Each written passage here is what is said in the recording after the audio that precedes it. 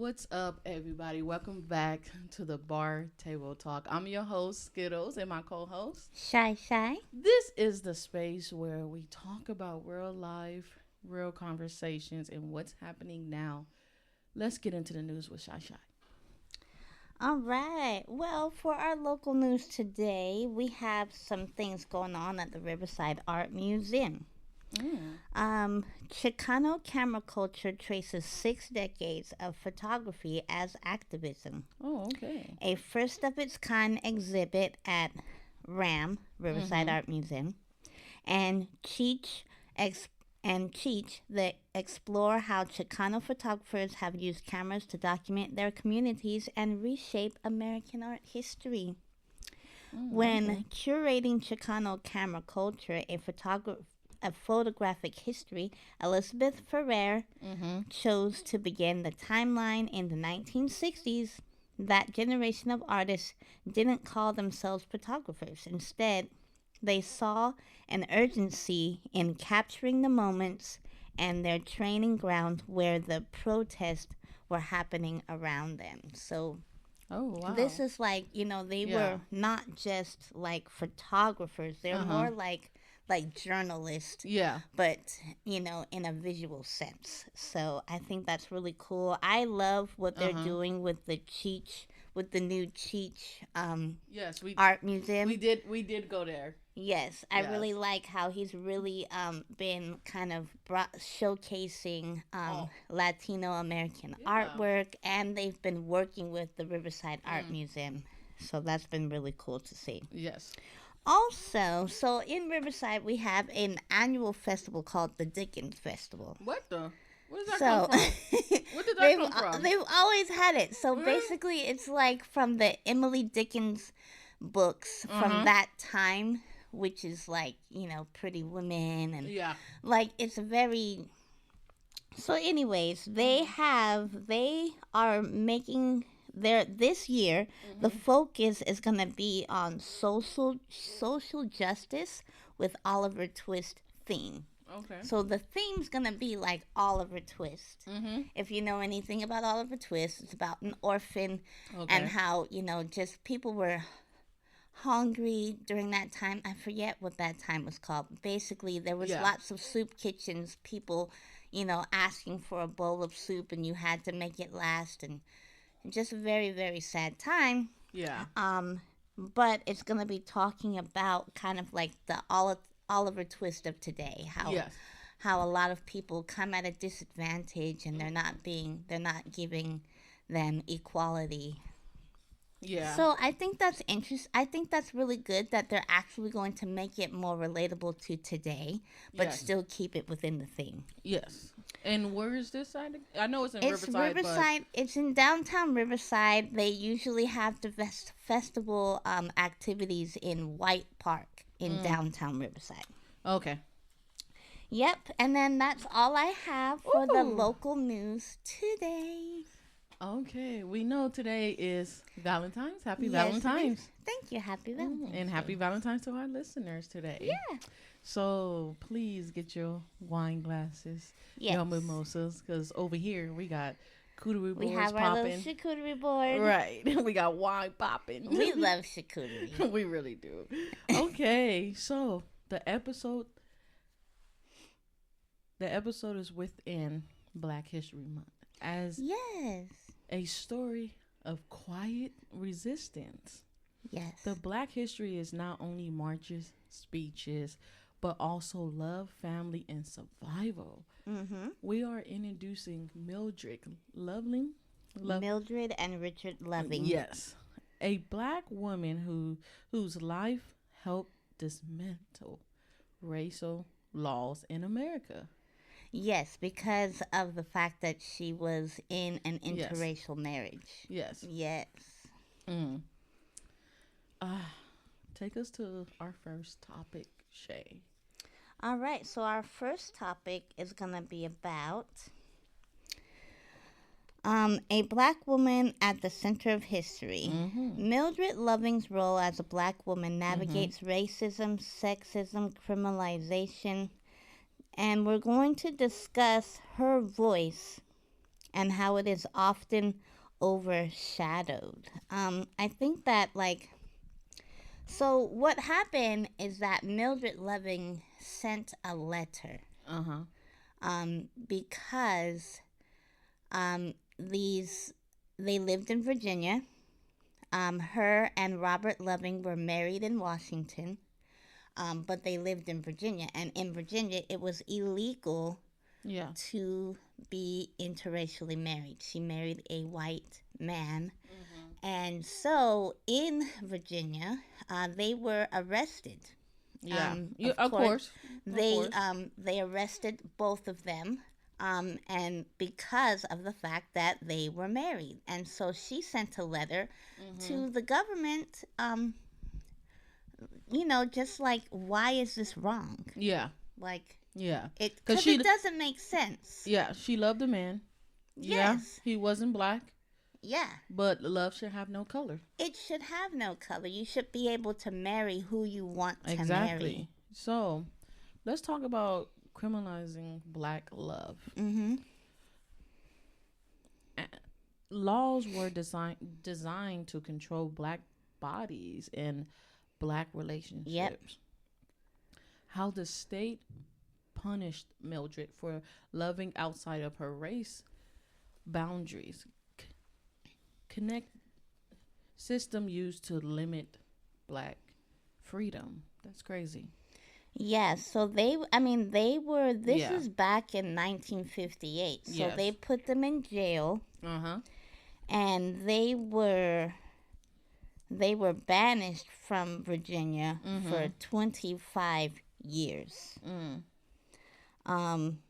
It was insane. Like, there is a movie out there about it, and I didn't get to watch the movie because I thought it was going to be really sad. I'm going to be honest. I was just like, if they kill them, I'm going to be sad. Like, but that's not what happened. No. But go ahead. Because you know the history, behind it. So I would have still loved to watch that. Like, yeah, it's still out there. We can definitely watch it. Yeah, I would. And if listeners out there want to read more about them, definitely research the Lovings. But yeah, they were both put in jail. Yes. So, Shy, talk about the Supreme Court, because they was put in jail, right? Mm-hmm. They had to go to the Supreme Court. They had to take it to the Supreme Court because really there was no legal, like, if, like, at that time, Yeah. we're no longer in slavery, things like that. So why is it? She saw that she felt like it was unfair. Yeah. As she for should. not being able to. Yeah. Like, what is the reason? If we're supposed to be, free and free to do these things, then what was it? And so basically the Supreme Court took the case. Yeah. And it was pretty interesting. Like, they had at one point a judge who was very racist, and just tried to say that that the law was made because God did not want colored people to be married to white people, and that's not at all what God says in the Bible. At all. But I mean, these were the things that were being said during the court case. This is actually things that, like, they were trying to say, well, God and things like that. And people try to be like, well, that's what unevenly yoked means, and that's not what it means. At all. They just threw a lot of different things out there that were basically hearsay. There was no facts behind it. And so then that's how then the law was made that it is okay to marry whoever you want, basically. Yes. So let's talk about why this is Black history. Yes. This ruling protected millions of Black families across the country. Without these cases, interracial marriage, including many involving Black Americans, would still be illegal and part of the United States. Yeah. The Loving story represent Black resistance through humanity, not violence. Yes. And some people don't know that because of them fighting to have interracial marriage, Yeah. this also allowed for same-sex marriages. Mm. This also brought, when that got brought to the table, Yeah. this case gets mentioned because it also opened the door for, like, okay, you can marry whoever you want, and that includes same-sex and interracial. So tell us about the legacy for today's Black families. I would say that, like, interracial marriages are now common. Even though they were illegal, I feel like back in the day, people tried to keep it a secret, you know, and now A lot they of don't them have did. to. Yeah, because they knew what would happen, you know. I think that the Lovings were very brave because something worse could have happened than jail. I'm sure. I mean, there were lots of people who were killed because of being in an interracial marriage, but they survived that and fought for the right to be married to each other so that other people could also be married. And I think that it really is, like, it's not about, like, some people can look down on interracial couples, like, well, why don't you love someone of your own race? It's not about that. It's about the person. Yeah. And you love someone for their character, their personality, not just the color of their skin. Yeah, I totally agree. So, what loving I don't know why I keep saying lovely. Loving day is and why it matters. So, I didn't even know it was a day for her. Yes, Didn't even know. It's not just for her. It's for the couple. Yeah. So they're in. So it's only celebrated in 16 states. Okay. But I guess it's not celebrated in California. California's not one of the 16 states. So basically, it's celebrated in the South. But of course in Virginia. And it's a day where it's on June 12th, if anybody would like to know. It's on June 12th, and it was commemorated the 1967 Supreme Court decision, Loving versus Virginia, which legalized interracial marriage nationwide, striking down all remaining misgeneration laws in 16 states. So it honors the courage of Mildred and Richard Loving on June 12th every year. June And 12th. I mean, even though we don't celebrate it here, I feel like I am going to put that on my calendar as just a day. You know, I mean, I know we're not in an interracial relationship, but I still want to commemorate it don't a matter. fight that someone did for love. And we appreciate her for standing up for her love. Yes. Exactly. So let's dive a little bit deeper. Please, because I feel like this is just the surface of, what they did. So this wasn't just a love story. It was a fight against the whole racial classification machine. Which you said Virginia bans weren't only about marriage. They were about who the state said you were on paper, and how that paper controlled your life. The Racial Integrity Act, which like an ID system for race, if the state could label you colored, it could label marriage, mobility, and rights. Yeah. That's why people talk about, like, people who are mixed and things like that. They're like, oh, the 2% law. If you have a small percentage of black in your bloodline, then they are going to label you as black or colored. Okay.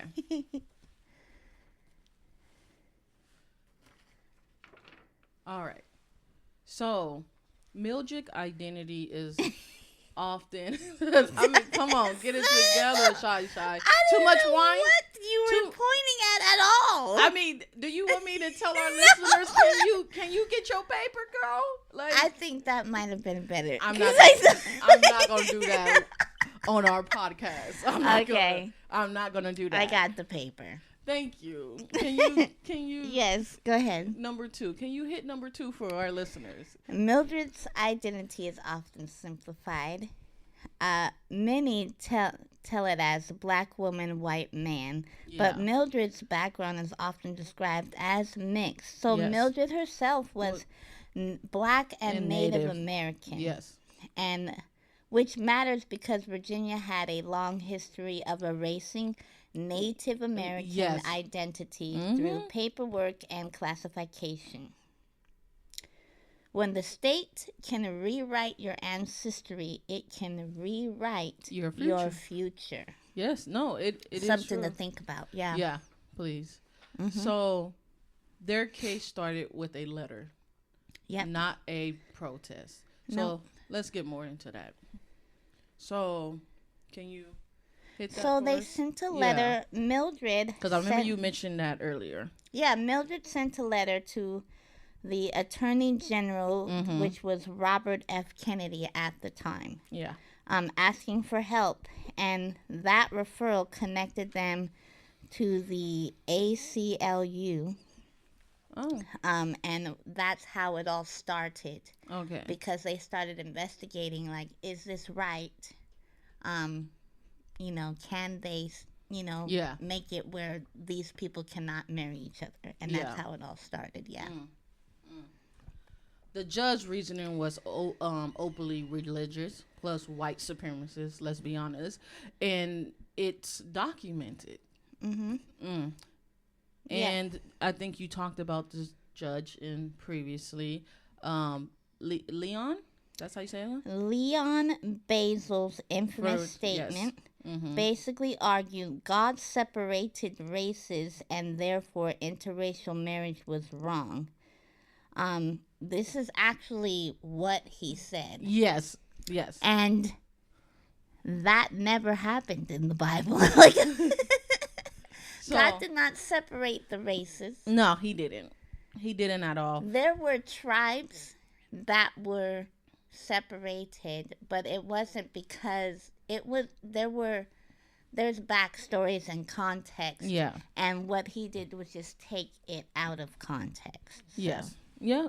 But he knew what he was doing. Let's be honest. He knew what he was doing, and let's be honest, that judge was racist. He was just trying to justify why they had this ridiculous law. Right. That's all it was.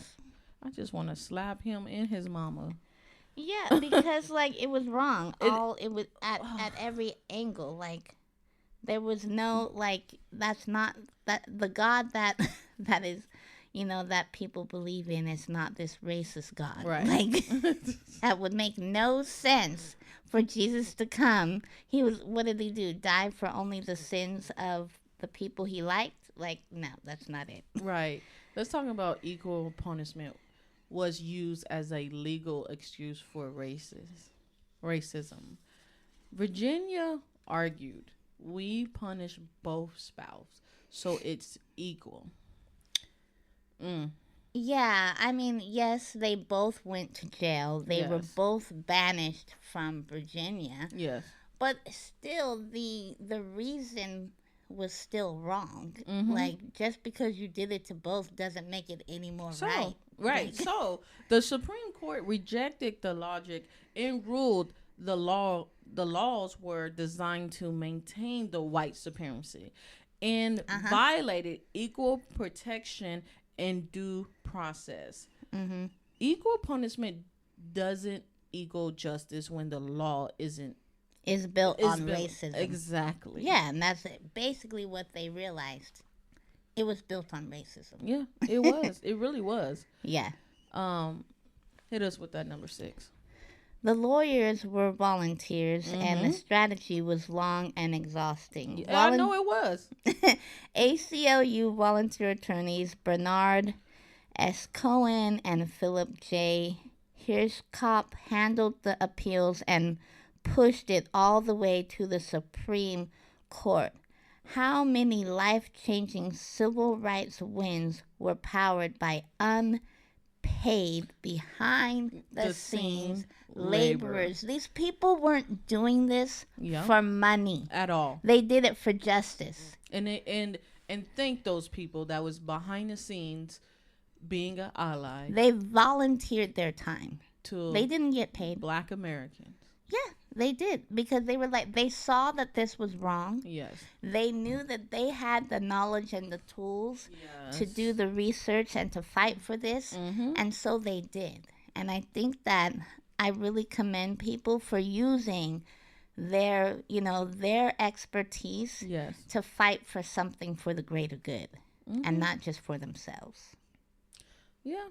I'm just like thinking, dang, back in that time, I wouldn't know what to do. I think that's why it's a lot of, people, older people that like look at the times now and then like they say, oh, back in my day, and a lot of people have to sit back and like that, look at our history in the back.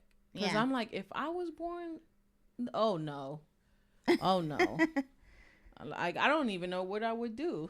And like, I appreciate our black men's, our black women's, our grandmas and stuff, our great grandmas, our great grandmas for standing through all that. Cause me, I would have so much rage. Life would be very different if these people didn't stand up and fight for the things that they fought for. Exactly. We would and still some, be. And some did die. Yeah. But they didn't die. Their deaths were not in vain. Oh, no. Of course not. Yeah. Just like, and it's sad because it's still going on in 2026. So, let's finish this and I tell you, because we got some time today. Okay. So Mildred's own word later explained the meaning of the case. In her later public statement, okay, Mildred connected the freedom to marry across race to freedom to marry more broadly, emphasizing it's simple and about loving another human being. Mildred did not just win a case. She defined what freedom should feel like. Girl. She did. And that's why I say it broadened it to where you should be able to marry another human being, not like, and it shouldn't be based upon their race or their gender. Exactly. I mean, power to her. And it's crazy because I didn't know of her until you brung it up. So the reason why I say race it's still going on today in 2026 because I watch, of course I watch other people's platforms. And I think Shy, who I'm about to talk about. Yeah. So the reason why I'm bringing this up because it's about Black history. So I was watching, Connie's live. She was doing her little book club, because it is a book club, and it was about this woman named Drama. So she is a Caucasian woman. She comes up on the panel and say the N-word. And the panel she was on had 4 more Caucasian white women that is married to an African American man and have biracial kids. So they took her off the panel because they was like, no, we don't do that here, this and that. But what I didn't like is another person did that, and they kept this other Caucasian woman. Why she didn't get put down and the other one did. But then they come out and say, I have biracial kids. So the woman was trying to defend herself, saying that she has Native American in her. She grew up saying that around her homies that was African American, you know? Mm-hmm. And I'm like, okay, but it gives you no right to use that word. I feel like people need to be very careful the way that they act on social media. Yes. Okay? Because, like, in your neighborhood where you grow up, if that's something you grew up in that neighborhood and everybody's used to you saying that, okay, well, then that's cool there. But when you get on social media, let's face it, you have to put on a different hat. Yes. You have to code switch. You have to code switch when you're presenting something on social media, because we live in a cancel culture. Yes. Where everyone's quick to be like, you're canceled, that's offensive, we're not listening. And if you are trying to have a platform, you want to not be so controversial or whatever, then you got to be careful of the way that what you're saying. Oh, you think... Because people are going to judge you way more harshly than in your neighborhood. No, they are. Oh, you already know Blinky, African American woman, and Tibby, another African American woman. Tibby educated her on that, and then she come out and she apologized. We don't want your apology. We want you to do better. Like, I understand your husband is African American, you have biracial kids. If your husband allowed that in his house, that's his business, but don't come out. Because you gonna say that to the wrong person, and the wrong person is gonna cold clock you. You got to be aware of your environment. I don't even care if it's the one with the A at the end, because they good at using that one. They really good. It just shouldn't be like the other day. Me and my dad were talking, and he was saying like, I just want to stop using the word altogether. And I was like, it's true. It's true because it wasn't. It was used as a derogatory term. Yeah. Back in those times, and now we're trying to kind of make it this regular term, but why? You know? No. And I understand that. And that's what she said.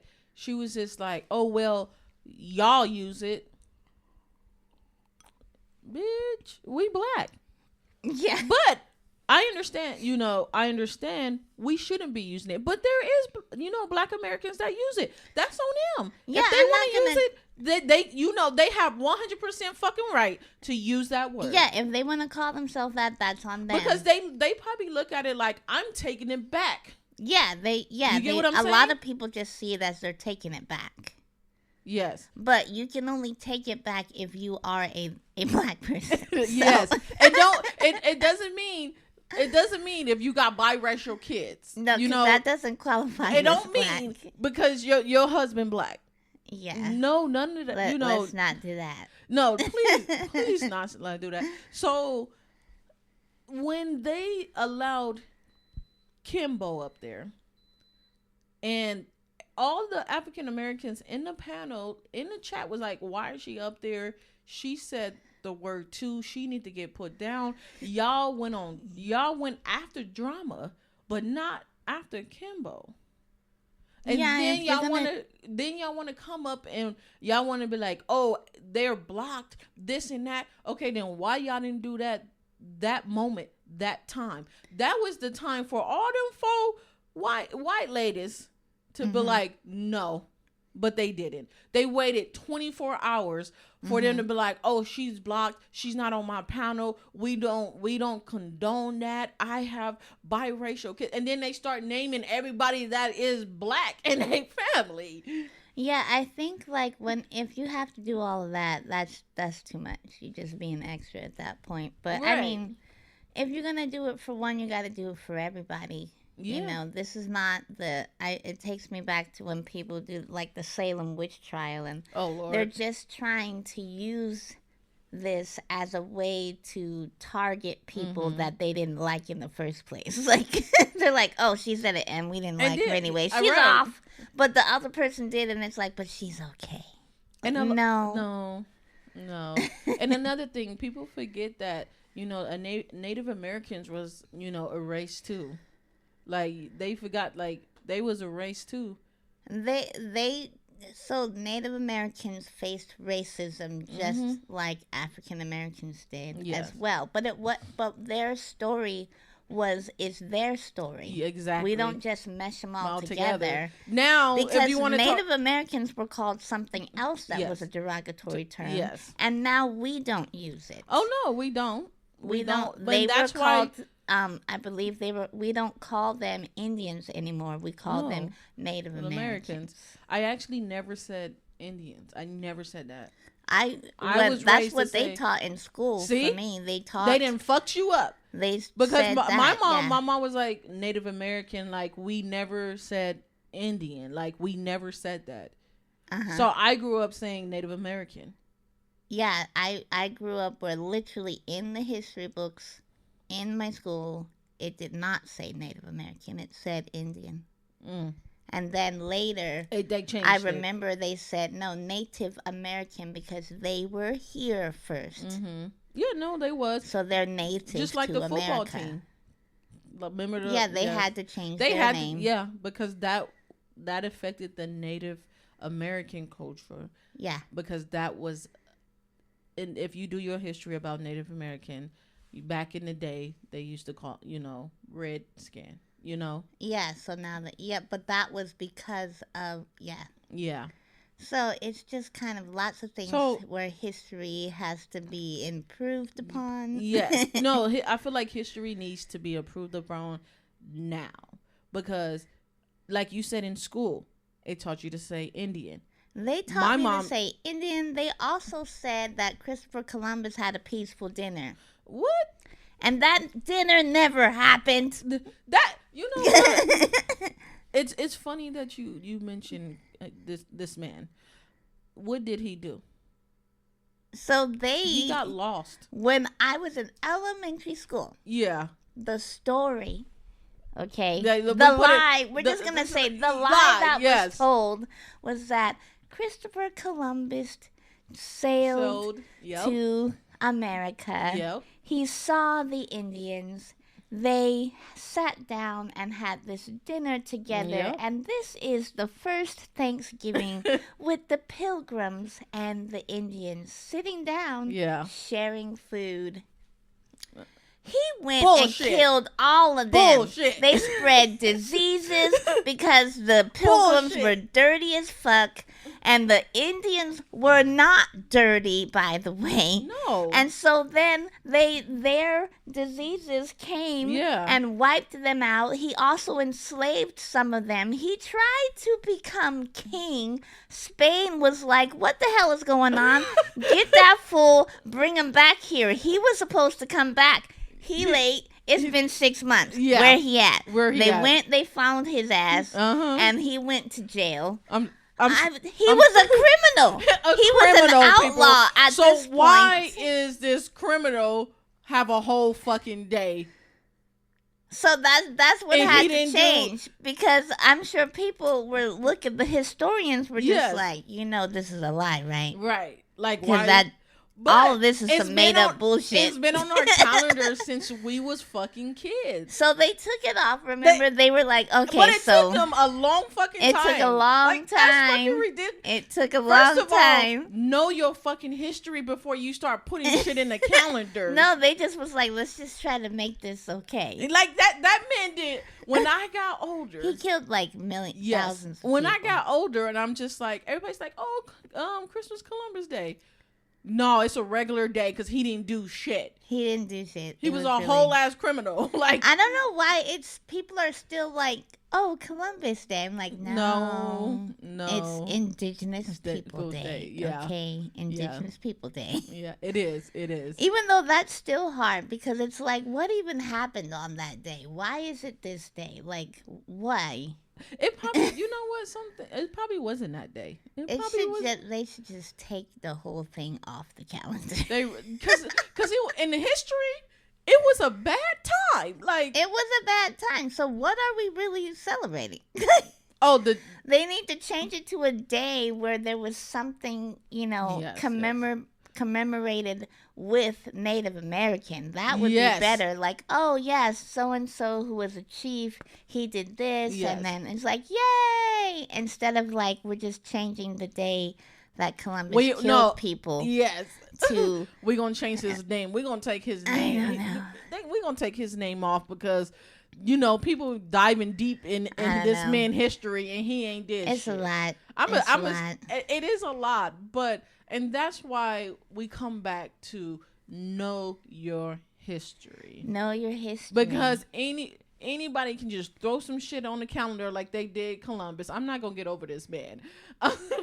And I mean, every time it comes around, I'm just like, why? And then Thanksgiving, I'm just like, now we just celebrate it because we're thankful for what we have. Yes, but it's not. Yes. There was no pilgrim at all. Dinner. We don't even mention that anymore. We don't. Not at all. At all. No.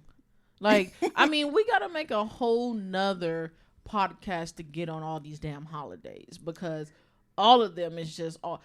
Look, Easter. There's some dark sides to some of these. Yes. You know about Easter? I do know about it, but we're not going to get into find it. Okay, because that is a lot of information. That is one time. Easter coming up. We're gonna do it for Easter. We will do it for Easter. Which I never really followed Easter, so I don't know what day it is because I don't care. Because all these holidays other than Black History, and I think I do Black History, of course. I do breast cancer awareness. I do a lot of things, but like Easter, Columbus Day. We could definitely do a breakdown of these holidays. Yes, we do need to do that. For sure. But not right now. No, right now, it's a Black History. Yes. And we're going to end it on that because I know we didn't went all types of ways. Completely. But it's okay. Let's get back to the Lovings. Yes. Actually, I have no more information on the Lovelies. No, we just have some closing thoughts. Okay. What's your closing thoughts? The closing thought is that Mildred, she was not trying to change America. She was just trying to go home. Yeah. That was her main thing. Yeah.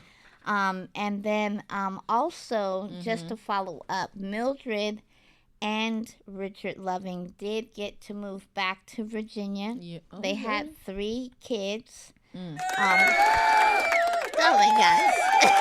That scared the bejesus out of me. Okay, Richard unfortunately passed away in 1975 due to a drunken driving car accident. He was hit by a drunk driver and passed away. But Mildred continued on to fight as an activist for different civil rights, and she passed away in 2008. Whoa. 2008. 2008. She made it all the way to this generation. Yes, she did. She did. Wow. And so in closing, what I wanted to share was that I was trying to find the paper. Oh. You don't have it? In closing, I just want to say that Mildred and Richard Loving remind us that simply living freely can be revolutionary. Yeah. Just being free and being able to live freely.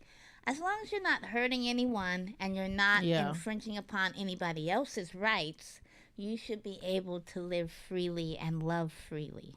Thank you for that. That's going to wrap up today's episode of the Bar Table Talk. If this conversation spoke to you, share it with someone who needs to hear it.